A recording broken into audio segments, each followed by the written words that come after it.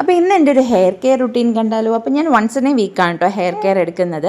അപ്പം ഇന്ന് എൻ്റെ ഹെയർ കെയർ ഡേ ആണ്. സാധാരണ സൺഡേസിലാണ് ഞാൻ ചെയ്യുന്നത്, കാരണം കുഞ്ഞിനെ കൈമാറി എടുക്കാൻ ആരെങ്കിലും കാണുമല്ലോ. അപ്പോൾ ഞാൻ ആദ്യം ഹെയർ പാക്ക് വാട്ടറിൽ മിക്സ് ചെയ്ത് കുറച്ച് തണുക്കാനായിട്ട് ഫ്രിഡ്ജിൽ വെക്കും കേട്ടോ.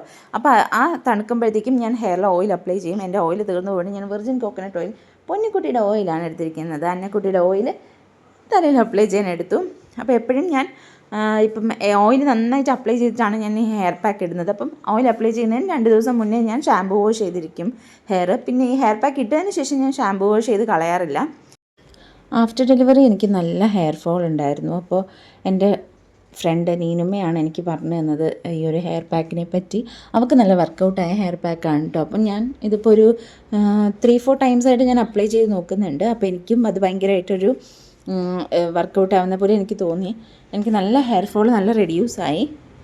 അപ്പം എനിക്ക് വർക്കൗട്ടായതിന് ശേഷമാണ് കേട്ടോ ഞാൻ ഈ ഒരു വീഡിയോ ഇടുന്നത്. നിങ്ങൾക്ക് ആർക്കെങ്കിലും ഉപകാരപ്പെടുവാണെങ്കിൽ അത് നല്ലതല്ലേ. അപ്പോൾ നന്നായിട്ട് ഓയിൽ ചെയ്ത് കഴിയുമ്പോഴത്തേനും ശരിക്കും പറഞ്ഞാൽ കുറച്ചുകൂടെ നന്നായിട്ട് ഉടക്കാവും. പിന്നെ ഞാൻ ഉടക്കൊക്കെ ചീപ്പ് കൊണ്ട് നന്നായിട്ട് ചീവി കളയുന്നുണ്ട്. നല്ല തലവേദനയായിരുന്നു, അതുകൊണ്ട് ഒന്നുകൂടെ ശ്രീ എനിക്ക് മസാജ് ചെയ്ത് തരുന്നുണ്ട്.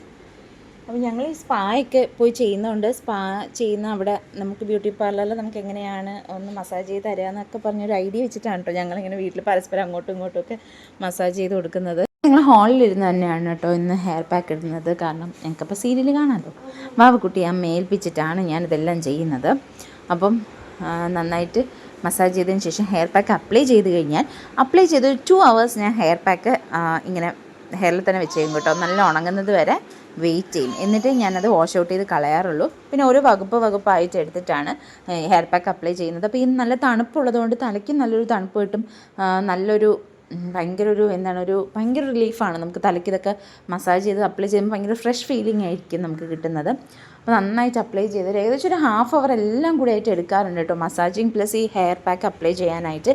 ഈ ഹെയർ പാക്കിൽ ഒരുപാട് പൗഡേഴ്സ് ഞാൻ മിക്സ് ചെയ്തിട്ടാണ് കേട്ടോ ഈ ഹെയർ പാക്ക് റെഡിയാക്കി വെച്ചിരിക്കുന്നത്. അപ്പോൾ അതിൻ്റെ വീഡിയോ ഞാൻ അടുത്തൊരു വീഡിയോ ആയിട്ട് പോസ്റ്റ് ചെയ്യാം, അല്ലെങ്കിൽ ഭയങ്കര ലെങ്ത് ആയിപ്പോവും.